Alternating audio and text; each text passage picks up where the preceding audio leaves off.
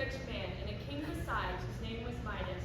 King Midas loved gold more than anything else in the world save his daughter. Midas was like all people, growing more and more foolish unless they take care to grow wiser and wiser. His only desire was to grow his riches and give them to Marigold to ensure her future. The desire overwhelmed him as he grew older. And yet, in his earlier days, King Midas had shown a great gift of flowers. He had planted a garden in which was the biggest and most beautiful flowers that the world was so small.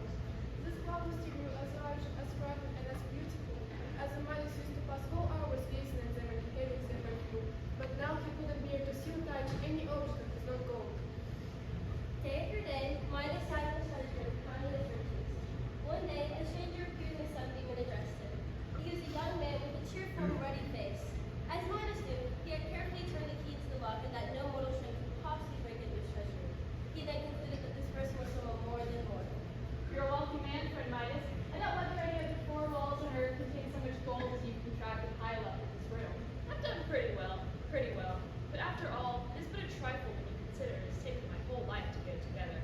If one could live 1,000 years amount of time to grow rich. What then, are you not satisfied? And pray, what would satisfy you merely for the curiosity of the thing I should be glad to know? It's only this. I'm weary of collecting my treasures with so much trouble, beholding a heap so conveniently after I've done my best. I wish everything that I touch would change to gold. Ah, the golden touch. You certainly deserve credit for striking out so brilliant a conception, but are you quite sure that this will satisfy you? How could it fail? And you'll never regret the possession of it? What could induce me? I ask nothing else to render me perfectly happy. Be it as you wish then. Tomorrow at sunrise you'll find yourself gifted with the golden touch. The stranger vanished. Midas rubbed his eyes. Had he dreamed it? At dawn, Midas stretched out his hand and touched the bedspread. To his joy, it turned to gold. He laughed aloud, touching one object after another. A chair, a book, his clothes, all turned to gold. Yet, when he saw the little handkerchief Marigold had stitched had also turned to gold, he hesitated. Somehow, this did not quite please me. I would rather her handiwork remain as it was. But no matter, one must not vex himself about a trifle. Wise King Midas was so elated by his good fortune that the palace was sufficiently good to maintain.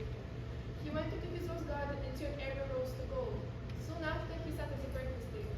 Marigold entered, holding one of the blossoms.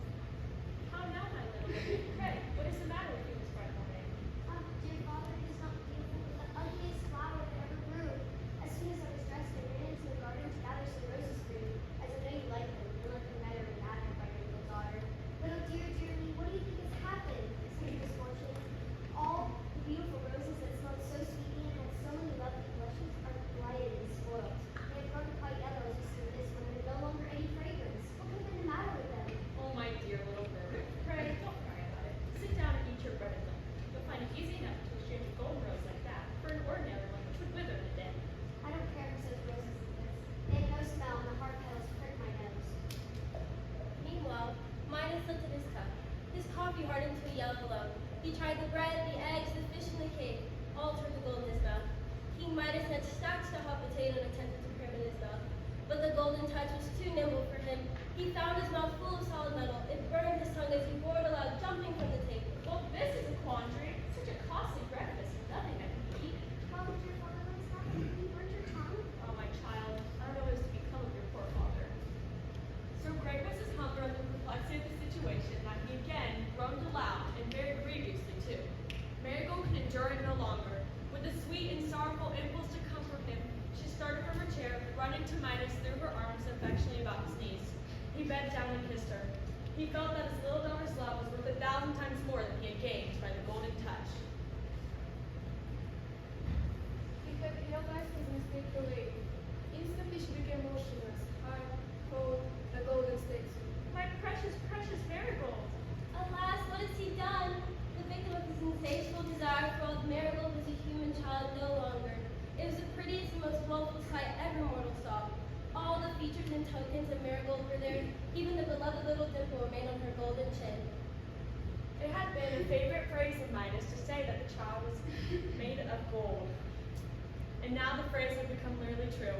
And now at last, when it was too late, he felt how infinitely warm and tender heart exceeded in value all the wealth that could be piled up between the earth and the sky. Well, friend Midas, pray, how do you succeed with the golden touch? I'm very miserable. Very miserable indeed, and how is that? Cannot faithfully keep my promise, you have everything that your heart desires.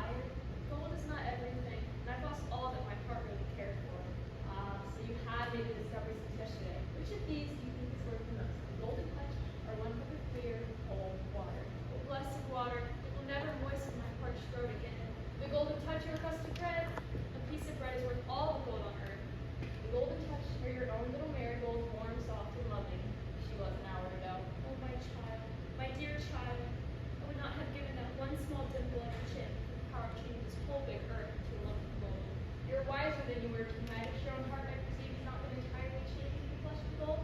Tell me now, do you sincerely desire to rid yourself of this golden touch? It is hateful to me. Go then, and plunge into the river that glides past the bottom of your garden. Take likewise a vase of the same water, and sprinkle it over any object that you desire to change back again from gold into its former substance.